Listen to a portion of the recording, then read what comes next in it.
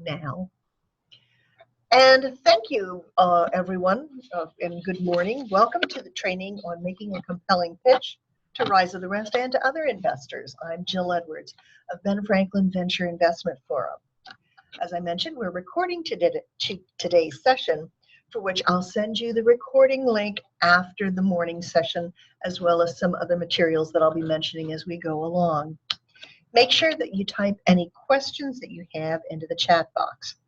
But before we get started, I'd like to introduce John Sider, who's the Director of Second Stage Capital for Ben Franklin Technology Partners. He's going to introduce Rise of the Rest. John, up to you.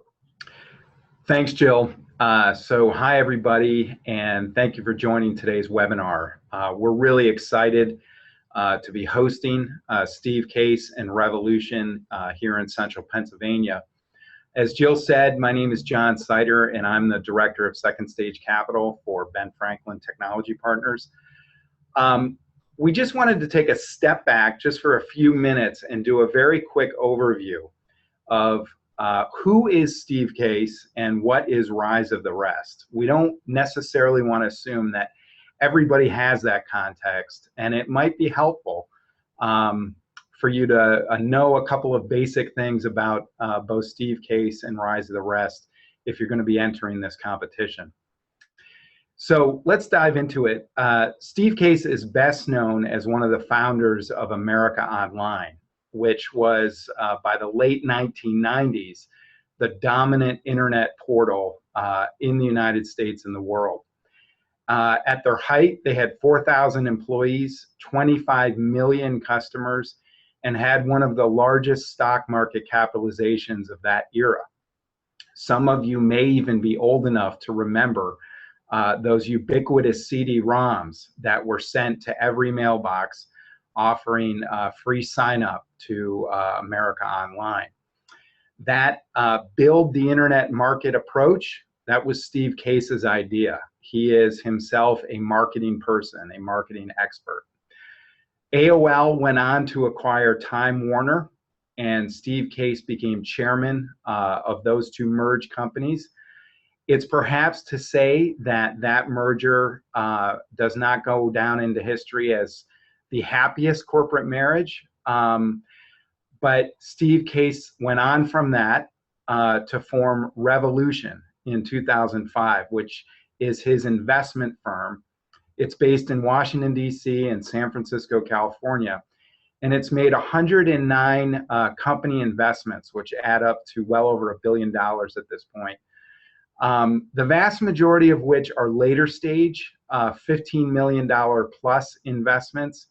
For instance, Living Social and Zipcar are two examples of his portfolio companies that have exited. Revolution has a staff of 34, including their most recent hire, J.D. Vance, who is the author of the best-selling book, The Hillbilly Elegy. So that may sound like a strange hire. Why would Steve Case hire an author for his VC fund? Well, in fact, J.D. Vance does have venture capital experience, as he worked for and will continue to work for Peter Thiel's VC fund since 2016. Peter Thiel, you may recall, is one of the founders with Elon Musk of PayPal and had a very good exit in that, and also was one of the earliest investors in Facebook and turned $500,000 into $1 billion. So he's a very successful investor. But Case's interest in J.D. Vance probably does have something to do with the book, The Hillbilly Elegy, which chronicles what it was like for Vance growing up in a rapidly hollowing out Rust Belt town in Ohio, which brings us to Rise of the Rest. So from time to time, you may have seen Steve Case on television talking about Rise of the Rest, and one of his main talking points is that 75 to 80% of all venture capital goes to just 3 states, California, Massachusetts, and New York. And actually, that concentration is getting worse since 2010. Case views this as an urgent and major economic development problem for the rest of the country. And Rise of the Rest is his effort to fix it. He doesn't believe there's any logic to concentrating all the venture capital in those 3 states. So he and his team at Revolution have developed a series of 5 tours throughout the middle of the country. So places like Madison, Omaha, Kansas City, Nashville, Pittsburgh, Detroit, 26 cities in all. And now Central Pennsylvania will host him and his team as part of the 6th tour on October 10th. And we are actually the first 3-site one-day visit. So he'll be visiting York, Lancaster, Harrisburg in that order. So the idea of these tours is to highlight what he calls emerging innovation ecosystems, and prove that there are exciting investable companies everywhere in America. Steve Case is himself a best-selling author of the book, The Third Wave, which details his thesis that not only are there great companies outside of Silicon Valley, but they are in fact even better positioned than those in the current VC hotspots to benefit from what Case sees as the third wave, which is when everything everywhere will be connected to the internet. And we'll think about that same ubiquitous connectivity, the same blasé we think of connectivity to electricity. That's what he thinks the new revolution is. Talks about all the reasons why he thinks companies outside of Silicon Valley are more competitive. I won't go into those today, but for those of you who are entering the pitch competition, it might be a good idea to read his book, get inside his head a little bit, and use some of that insight to ready your pitch. So the pitch competition is what we're here to discuss, and is Case's way to put his money where his mouth is, as he has invested $100,000 of his personal capital in one company in each city that he's visited. And he'll do so for one company in Central Pennsylvania. And I hope very much that it's you. All right, so good luck. And with that, let me hand things back to Jill. Thanks, John. So now let's talk about how to pitch to investors in a way that will make them sit up and take notice.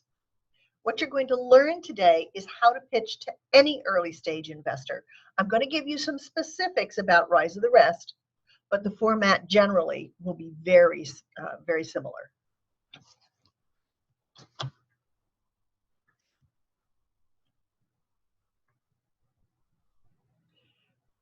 I've got some slowing on my laptop here, so we'll keep moving. I want to start with the idea that is something that may be counterintuitive to you, particularly to those who developed innovative new technologies for sale. And that idea is that your technology is of no value to your company, except insofar as it is a delivery mechanism to bring cash into your business. Now, your technology should be of great value to your customers. Remember that investors only care about your technology insofar as it brings paying customers into the business. So plan your pitch accordingly. Here's what investors do care about.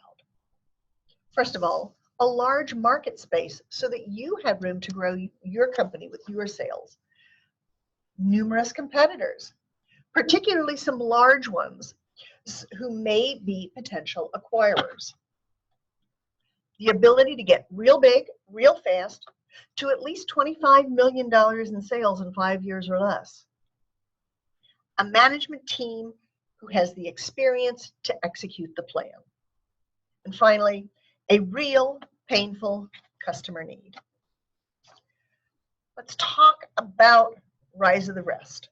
Here are some important dates for you to put on your calendar. The first being August the 15th at 5:00 p.m. Eastern Daylight Time. This is the date and time by which you must have uploaded your application and associated attachments to the contest website. This is not a negotiable date or time. It is a firm date and time, and anybody who doesn't upload their application by that time will not be considered for the contest. If you're selected as a finalist, you'll know this by September the 15th. And finalists will be required to confirm within 24 hours of their notification that they're available to participate in the pitch finals on the pitch date. And all the finalists will receive pitch coaching before the finals. Pitching finals will take place on October the 10th. The location is yet to be determined. We'll let you know that as soon as it's finalized. If you are the winner, you will be invited to join a call to review the terms of Steve Case's investment.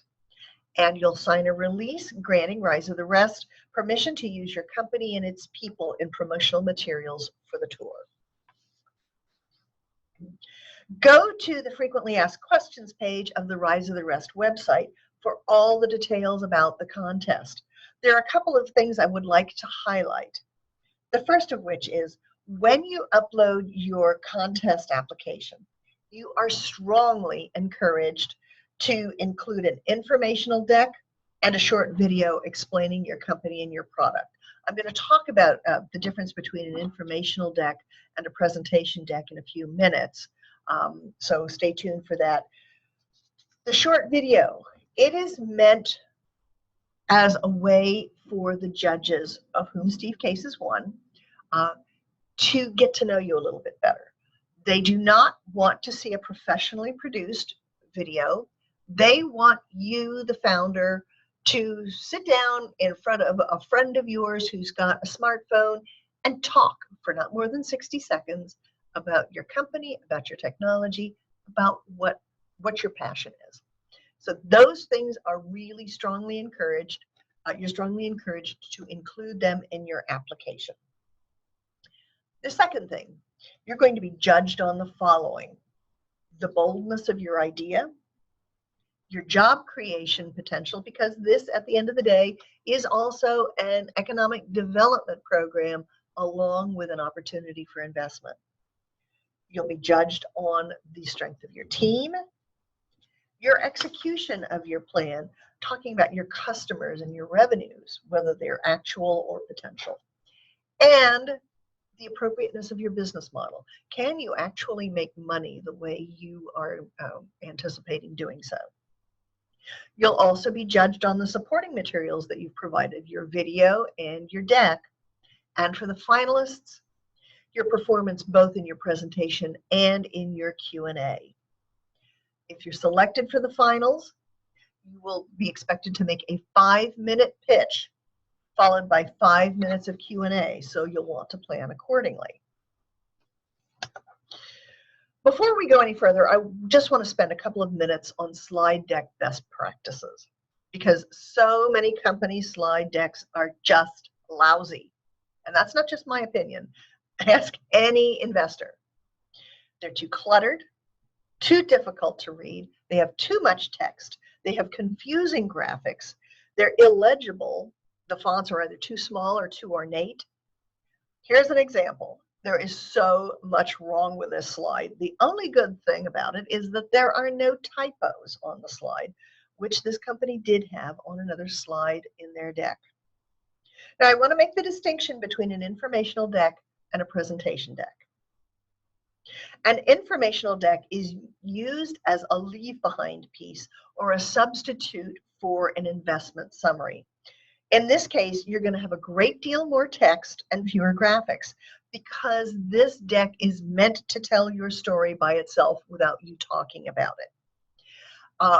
One of the things that you are going to receive in the email along with the link to today's recording is a deck from Anna Mason from Revolution. It gives additional information about Rise of the Rest and is a really good description or example of an informational deck. However, never make the mistake of thinking that you can use your informational deck for your oral presentation. What I'm going to be talking about from here on is your presentation pitch. First of all, strive for the maximum amount of white space on the slide to make reading easier. This is everything that is not logos, text, graphics, charts, tables, whatever, as well as company logos on the slide and background design. A busy background design is going to make it more difficult to read the text in the foreground. Now, that having been said, it's perfectly okay to have photos and graphics covering the slide, and you'll see that I've done that in a couple of slides. But then you can't have much, if any, text. In this case, your graphic has to tell the story along with your oral remarks. Make sure that you have maximum contrast between your text and your background. Black type on a white background is much better than yellow type on a white background. And to make sure that you have good enough contrast, don't just look at these slides on your monitor, project them on a screen to see what they look like that way. If you reduce your font size smaller than 20 points, any audience more than a few feet away from the screen is not going to be able to read the text. And if they can't read your slide, you have wasted it. Put no more than 6 lines of text on a slide. I've deliberately violated that rule on a couple of slides, and you'll be able to see how much more crowded they look. Remember that phrases are better than sentences, and single words are better than phrases. Unless you're showing a direct quote, keep the words to a minimum. Whatever you put up on the screen, your audience is going to try to read. And if they're taking all their time trying to read your slide while you have it up, they can't spend any time paying attention to what you're saying. If you're putting up a number of bullets on a slide and want to talk about each one individually, set up the animation to show each bullet in its own turn so that the audience doesn't get ahead of you, because if you put it up there, they're going to try to read it. Use animation, including slide and effects insertion, video and audio, only when you need to make a specific impact. Too much animation becomes very distracting. And even though you are strongly encouraged to submit a demo video with your application, you probably do not have time in a 5-minute pitch to show any video, and certainly not a 60-second video that you're going to be submitting with your application. If video is really important to you, make it not more than 10 or 15 seconds. Besides distracting your audience with too much text and animation, the main reason to keep your slides simple is to leave yourself with something to talk about as each slide is shown.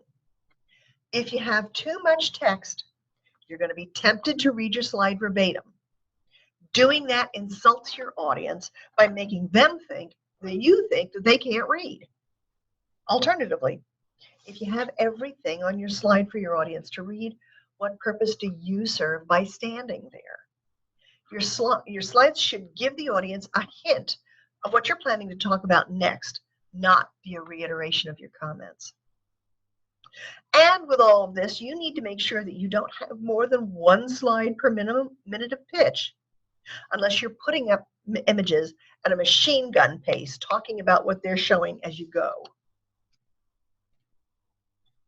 Since you only have 5 minutes total for your pitch, you're going to have to consolidate your slides and pare down to what's most critical for this pitch. Consider using the application template as your guide to your slides. So you'll have an intro slide, a company description and competitive advantage slide, team and partnership slide, a financial slide, and then a final contact information slide. For other pitch opportunities, you may have more or less time to make your pitch, but all pitches contain the same basic information. You may just have more time for greater detail or less time, which will require you to be much more succinct. When you're developing your slides to accompany your story, put them in this order, unless you're specifically given instructions otherwise. This is an order that investors are very used to seeing. You'll see that as we go along, parts of these topic areas bleed over into others. And you may want to consider using this topic list and topic order for your informational deck. There are some occasions when you may slightly diverge from this order, but one thing I will counsel you against doing is leading with technology. This is often what entrepreneurs want to lead with because they love their technology. But as you'll see, it makes you less attractive as an investment candidate. So this is the background of your opening comments. It starts to tell the audience what you're about and supports your opening comments. Particularly if you're making a timed presentation and will be stopped at the time allotted, which will be the case with Rise of the Rest. Even if you're not done, you waste an awful lot of time thanking the organizers or the group. This is not the Oscars. Everyone knows you're grateful, so you won't be thought rude if you dive right into your pitch. Your opening is the time to make a big first impression, so don't start out by boring the audience. No one wants to know the entire 15-year process it took you to get to this point in the company's life, nor do they want to know extraneous things that don't add specific, obvious value to the company. So start out with a bang. Here's where you hook your audience with a startling statistic or a short story that really resonates with them. You've got to get them to care, to understand what's in it for me. As soon as you've completed your killer opening, go immediately to your intro slide. Here's an example. It hits the high spots, about which you're going to give more detail in subsequent slides. It tells who you are, the problem you're solving, how much you're requesting, and what you're going to do with the money. This slide should tell the audience what you're about and why you're here. So, where do you go from here? It's critical to start out your pitch with your market opportunity because you and your investors will make money from your customers, not from your technology. Your technology is only a delivery mechanism to bring cash into the business. Remember, I mentioned that at the beginning. It has no intrinsic value of its own. So here you'll describe what the problem is, who it's a problem for, and what your solution is. You're going to be tempted to do a features dump about your technology here, but don't do it. Describe, rather, how your company is uniquely qualified to meet the customer's need. If you've got customers, mention them, at least the biggest ones. If you're not quite there yet, describe who you're talking to and what stage the talks have reached. The closer you are to having actual paying customers, the better. You will also need to demonstrate your understanding of the size of your part of the market, so investors can determine if there's enough room for you to potentially grow big enough to pay them back the multiple on the investment that they're looking for. If the market is fragmented in that there is not a lot of large market share competitors, you must demonstrate how you're going to buck that trend and grow big fast. If there is an 800-pound gorilla in your space, how do you stay under their radar until you're big enough either to compete head-to-head or become an attractive acquisition candidate? Speaking of acquisition, all investors go into an investment looking to get their return as quickly as possible. So when you discuss your competition, mention who might want to buy you. If you're much less interesting as an investment, if investors can't determine how you plan for them to get out with their return in an expeditious fashion. Now that you've talked about who the customers are and why they'll buy from you, you can finally talk about the technology. However, do not spend most of your presentation talking about how the technology works. Scientists and engineers make this mistake on a regular basis, and it shows they aren't ready to be business people. And investors invest in business people. It's more important to describe how you're both different and better in the eyes of your customers than are your competition. Now, you do need to explain what the technology is and briefly how it works, but don't go into a full-bore dissertation about all the science behind the technology. Most of the audience won't understand you in depth. Plan not to spend more than 20% of your presentation on the technology. That means for a 5-minute presentation, you can't spend more than 1 minute on the technology. Show barriers to entry via any intellectual property that you have. Describe who owns it and how the company has the right to use it. This is a big hot button issue for many investors, so if you have it, flaunt it. If there is no IP, is there a first to market advantage? And if so, how long is it? Or is there some other kind of barrier to entry? If there are no barriers to entry or only very low ones, you become much less interesting to investors. Investors invest in people, not in technologies, and they expect the management team to be able to execute the business plan that they've written. So briefly talk about who the team is, the background they have, and the value they lend to the company. Just don't plan to put full resumes on the slide. Just provide a brief summary. And by brief, I mean not more than 10 words describing each person. You just don't have the time or the space on the slide. You'll describe how much funding has already gone into the company to date, whether it's from founders, friends and family, Ben Franklin, other investors, whoever. And then also describe how much is going to be required for the next 12 to 18 months. Explain in broad terms how you plan to spend the investment. Final R&D, sales ramp up, including hiring a sales staff, are standard uses for equity investment money. Purchasing capital equipment is not. If you're going to need to purchase capital equipment, you'll be looking for loan funding for that. In this case, briefly describe the state of your discussions with the bank or other lending source. You may want to set up a small table showing amounts, dates, and brief milestones to illustrate your funding need. Here's a sample of what that might look like. If you have more than 4 or 5 milestones, consider grouping them into more general overall activities, as shown on this slide. There are probably a whole raft of milestone activities within the beta test and product rollout milestones. In any event, your funding ask should be broken down into only 2 or maybe 3 high-level general categories. Greater detail is too much for this kind of an initial presentation. For Rise of the Rest, take your guidance here directly from the Rise of the Rest application. In this case and in some other cases, when you have only a short period of time to pitch, 5 minutes or less, use this to synopsize your financial position. Now, you're still going to be asked about your sales potential 3 to 5 years out, but when time is short, leave that for the Q&A, because I promise you somebody will ask.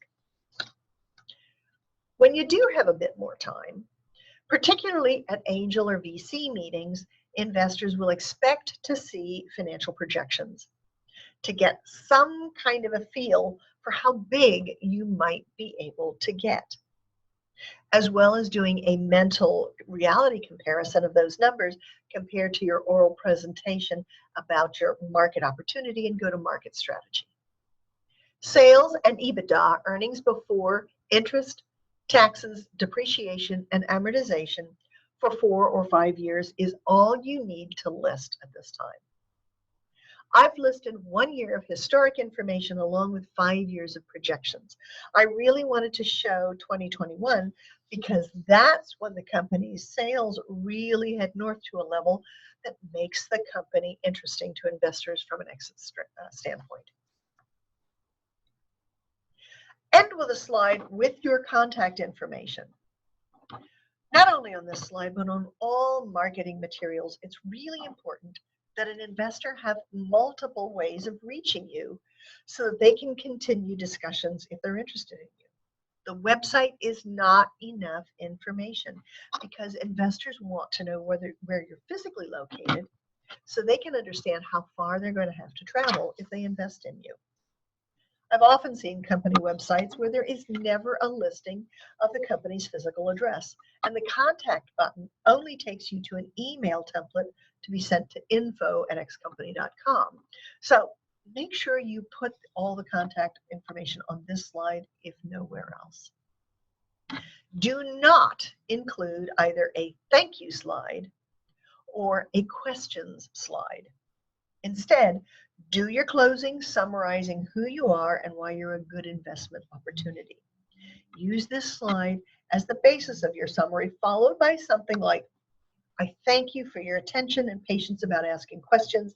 Now I'm happy to answer them. Let's talk about Q&A.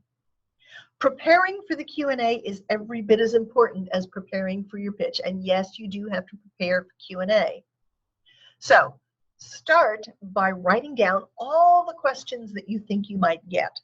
And make sure you write down questions about your burn rate, your break even, positive cash flow date, your customers, your competitors, the minimum investment amount per investor, and so forth. And then write down next to each of those questions the answers. And then double space all of this stuff so you can read it. Organize the questions by topic area and put a heading at the beginning of each topic, like team, like financials, like customers, and so forth. And if you've addressed the answer on a slide, note the slide number next to the answer so that you can refer to it specifically. And then practice answering these questions concisely. Practicing your answers will help you stay on track rather than giving answers that meander all over the place. When you get to the real Q&A, if you get a question you didn't expect, give yourself a moment to think out your answer rather than just blurting something out. It's okay to ask for clarification. You know, it's not at all unusual to get a question that you feel is kind of out of left field. It happens all the time. Just give yourself a moment to think about it. Some questions, particularly those about investment terms and valuation, are better not answered outright. It's better to say something general like, we're willing to discuss that offline later, so that you can give yourself negotiating room. You do not want to draw a line in the sand at your initial pitch. Talk with your attorney to determine what and how much you can say about the terms of an investment deal, because there are specific SEC regulations regarding this.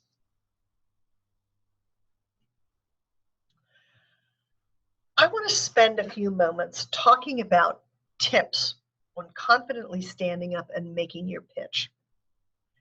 There are surveys published all the time about people's fears.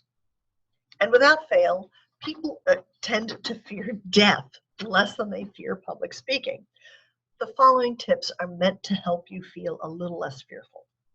First of all, practice in front of somebody who's going to give you straight feedback, or even better, have yourself videotaped so that you can see what you look like and sound like. It will be a very salutary, although probably painful experience, but it's very helpful. Practice with your deck, using it to help you keep on track, particularly if you get interrupted during your actual pitch. Now, you're not going to be interrupted during the Rise of the Rest pitch, but for other occasions where you make a presentation, that might occur. If you're interrupted for clarification or repetition of the point you just made, because somebody couldn't quite hear what you said or what have you, go ahead and repeat that. But if somebody is asking a question about an area you're going to talk about later, it's okay to say, hold that thought, I'll get to it shortly. For Rise of the Rest, and generally, practice so that you're not going to need to rely on your speaker's notes during your actual pitch. There are lots of people who have nervous habits, like jiggling the change or keys in their pockets when they're nervous, or playing with their jewelry, or you're playing with their hair if their hair is long. These are all things that will distract you and cause you to lose track of where you're going. So empty your pockets, remove your jewelry, pull your hair back so it's out of your way and you can't play with it. And oh, by the way, turn off your cell phone, or even better, leave it at your seat so that you can't get to it, because you're not going to answer your phone during your pitch. The next tip, use plain English. If there are critically important terms that are industry-specific jargon, make sure that you define them in plain English the first time that you use them. If you insist on using lots of technical terms, it shows you as a technologist rather than as a business person. And remember, I said earlier, investors invest in business people, not in scientists, not in engineers, not in technologists. Think about the pacing of your presentation. Even though you only have 5 minutes, don't talk too fast, thinking that you can cram in more information. The audience isn't going to be able to comprehend you if you speak too fast. Planning your pitch to make sure that you hit the most critically important points will help you to avoid being a motor mouth. And by the way, the CEO should be making the pitch.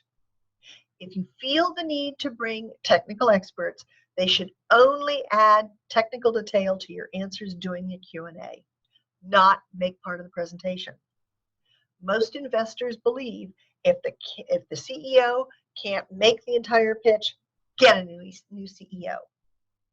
The CEO is the first and most important salesperson for the company, so it should be making the pitch to investors. In fact, for Rise of the Rest, only one person may make the presentation. There is no tag teaming permitted. One additional person may join the stage for the Q&A only. The next tip, maintain eye contact with your audience, but don't stare at any one person. It will make them uncomfortable. Yep. There we go. Don't spend your entire presentation with your back to the audience, reading your slides. It's rude, and it makes it more difficult for your audience to hear you. Remember, the screen doesn't have any money to invest, nor does it have a vote in the Rise of the Rest competition. So address your remarks where they will do the most good. There's a video on YouTube that's an example of how some Rise of the Rest finalists presented in Nashville a few years ago. I'm going to include that link in my email to you with the link to the recording of today's session. So now you know what investors are looking for in a company in which they're going to consider an investment and how to pitch a compelling story to them. Always remember that customers are more important than your technology, because that's how you and your investors will stand to make a lot of money as the company grows. I'll send you the link for the recording of this morning's session, along with a link to the YouTube video of Nashville finals a few years ago. The deck that I mentioned earlier from Anna Mason of Revolution that serves both as additional information about the contest and as an example of an informational deck rather than a presentation deck. Finally, I'm also going to send you the link for pitch information provided by Canaan Partners to Rise of the Rest that may be also of benefit to you. So now I'm going to go and look in the chat box and we'll answer the questions that you've typed in. So here we go. Okay, Jim Eshelman had asked earlier, will the slides be available or do we need to take notes? It's too late about the taking notes, but in fact, the entire presentation is being recorded and you will receive that. Okay, question from Christy. What if our solution doesn't involve a tech product or tool? John, I'm going to ask you to speak to that because you are very closely involved with the Rise of the Rest folks and the steering committee for Central Pennsylvania. If you wouldn't mind talking about that a little bit. Yeah, so I think the question was, what if I'm not selling a product or a tool? Then, Christy, I guess I'm assuming you're selling a service of some type, and that's absolutely eligible. In general, I think that Steve Case and Revolution are looking for things that really are going to disrupt a market and change things that are not necessarily incremental improvements. So if you have a service that is a high growth potential kind of service that disrupts the market, that's absolutely something that they'll consider for the pitch competition. So it doesn't have to be a product-based company at all. I don't know if that answers the question. I'm happy to do a follow-up.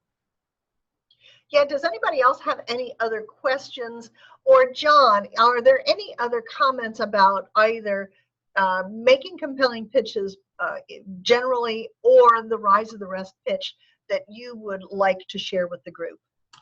Yeah, so I think the only thing that I would say is that, well, I'll say a couple of things. The first is that along the lines of Christy's question, this doesn't have to be advanced technology. It doesn't have to be, what I call bubbling beakers, okay?